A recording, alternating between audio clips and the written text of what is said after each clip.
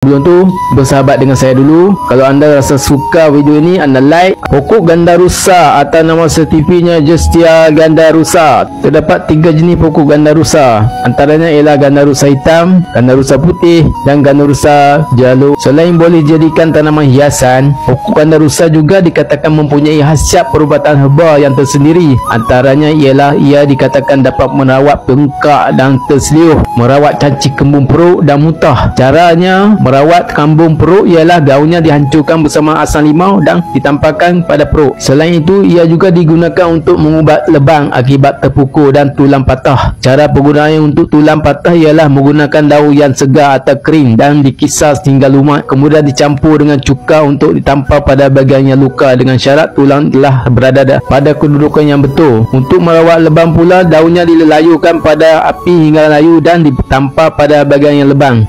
Okey sahabat, dapat sesuatu daripada titik ni, semoga bermanfaat.